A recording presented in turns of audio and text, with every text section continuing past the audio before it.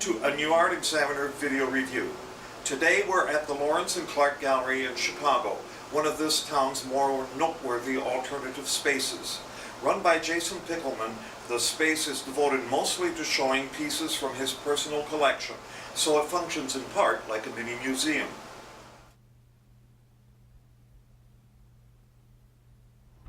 Just as you walk into the gallery, there's a collection of toilet paper rolls that are a remnant of a toilet paper wall installation that was on show earlier this summer by the artist known as Puppies Puppies. Another version of that piece still hangs in the next room. More on that later. Nearby is a pair of electrostatically plated combat boots by Ivan Thorpe. Their shininess belies the brutal nature of the original object.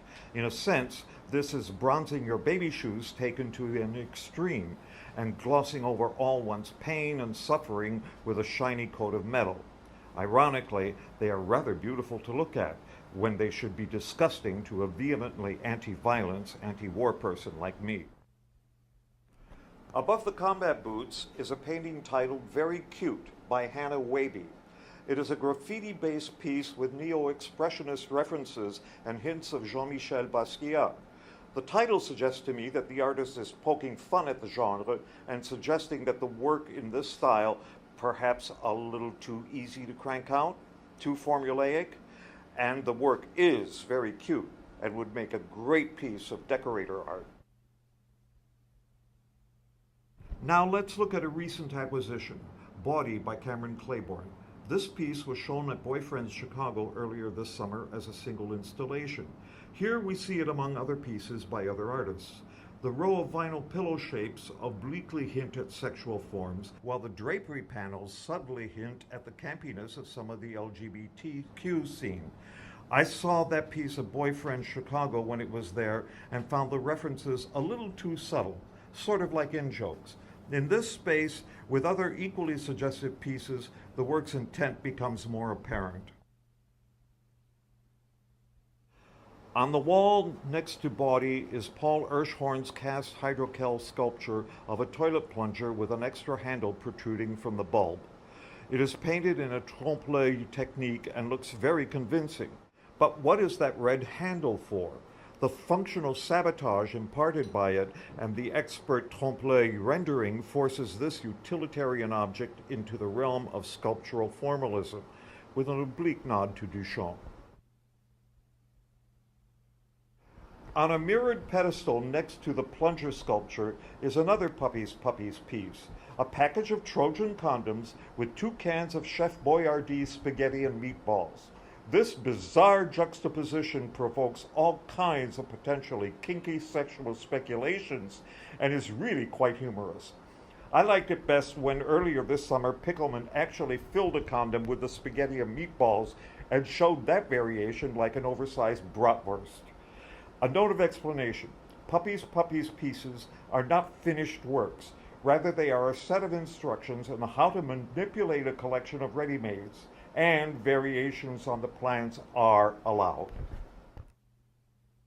Let's have a look at another Puppies Puppies piece, the toilet paper wall variation. 72 rolls of toilet paper carefully arranged in a grid pattern with a central section reserved for another work of art, in this case Sam Lipp's painting Free Hospital.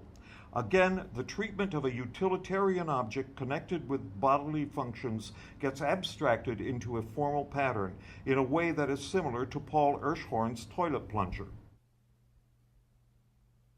The final Puppies Puppies piece in this show is a cast acrylic toilet seat with embedded barbed wire, thumbtacks, and razor blades. Again, we have a necessary bodily function transformed into existential speculation by the treatment of the object. Is this a reflection of the artist's interest, the collector's, or both? Nearby, on the same wall, we have Nancy, an inkjet print by Alison Rattan. This image of a female backside is not remotely sexual, nor is it particularly human. It too has been abstracted into a formal image that has the feel of those 70s serigraph abstractions that once ubiquitously decorated the walls of corporate offices. At the same time, for me, the red and black palette conjures up memories of 30s Weimar Germany and the rise of the Nazis. Interesting in this context that Pickelman should choose to display it next to the barbed wire toilet seat. Also on the same wall, there is Sterling Lawrence's polyurethane casting of an elbow mounted on a square of aluminum. What struck me about this piece is that, to me, it looks more like a knee, exemplifying the changes in perception that can happen when you take objects out of context and abstract them. Also, next to Nancy, the two forms have similar shapes, both becoming semi-amorphous blobs. Nearby is a mid-20th century realistic style painting by Frank Arendt of a lady of the night, plying her trade in a working class bar. It is supported by a pair of legs by John Rippenhoff, who has been featured in the 2017 Whitney Biennial, as has Puppies Puppies. The 50s pulp novel style of Arendt's painting actually clashes anachronistically with Rippenhoff's legs, which support contemporary gym shoes. The pair seem to say, "Look at what we used to be like sexually. Wasn't it quaintly simple-minded?" Next to them is a work that Pickelman calls the bra strap painting. Done by an anonymous artist, it again transforms functional objects into an abstraction, much like Paul Ershorn's toilet plunger, an ongoing theme in this show. And the fleshy-colored textured background of the painting feels more like plaster than skin. Matt Stoll's Modernist Phallus, a pencil rendering on a piece of Art Institute of Chicago stationery, is one of the more politically overt pieces in this show. It can be read as a comment on the macho role of museums and collectors in our culture. But collecting art has been a male-dominated activity designed to show off one's power and wealth since Roman times, when they collected famous Greek works, notwithstanding more recent major female collectors like Bertha Palmer and Peggy Guggenheim. So what's so modernist about this concept? Near Modernist Phallus is Casey Wisniewski's small knitted wool and horsehair sculpture. Untitled, it conjures up primordial creatures, or swamp things. The piece flips the premise of many of the other works in the gallery. Here, an abstract form evokes living forms as it gets perceived as more organic and almost alive. It also touches on the art versus craft and feminist issue. The piece is intentionally grotesque, quite the opposite of your grandmother's knitted sweater you got for Christmas. So it transcends craft while attacking stereotypic feminine roles. Then on a back wall is a reproduction of a shop sign from 1976 in London.